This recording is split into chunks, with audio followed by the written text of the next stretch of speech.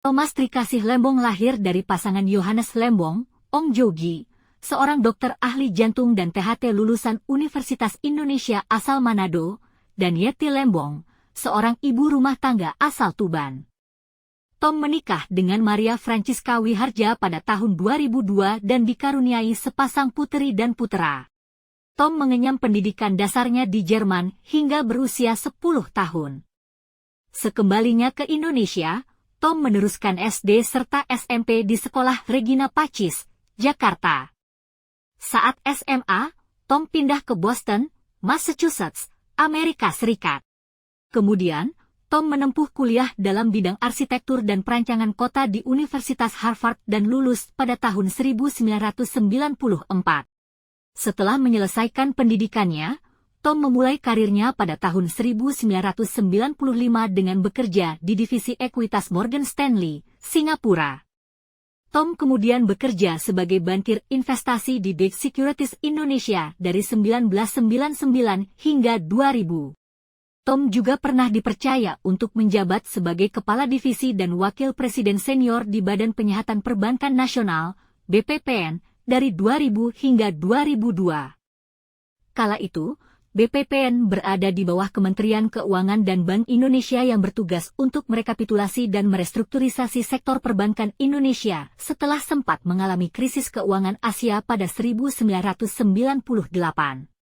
Setelah itu, dia kemudian memilih untuk bekerja di Varindo Investments dari 2002 hingga 2005. Pada tahun 2006, Tom menjadi salah satu pendiri dan direktur utama sebuah perusahaan ekuitas swasta di Singapura bernama Kufat Management. Selain itu, dia juga menjadi presiden komisaris PT Graha Layar Prima Tbk, Blitz Megaplex, dari tahun 2012 hingga 2014. Dia kembali ke pemerintahan pada tahun 2013 sebagai penasihat ekonomi dan penulis pidato untuk Gubernur DKI Jakarta saat itu, Joko Widodo atau Jokowi.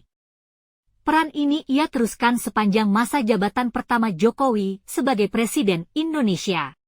Tom adalah orang di balik layar yang menulis beberapa pidato Presiden Jokowi.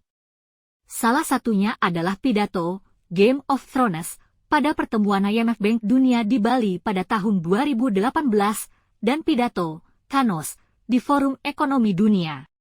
Setelah meninggalkan pemerintahan, Tom mendirikan Consiliential Policy Institute yang secara resmi beroperasi di Singapura. Lembaga ini merupakan sebuah wadah pemikir yang mengadvokasi kebijakan ekonomi internasionalis dan reformis di Indonesia. Pada Agustus 2021, Gubernur DKI Jakarta saat itu, Anies Baswedan, menunjuk Tom sebagai Ketua Dewan PT Jaya Ancol. Itu adalah satu-satunya badan usaha milik pemerintah provinsi di Indonesia yang terdaftar di Bursa Efek Indonesia.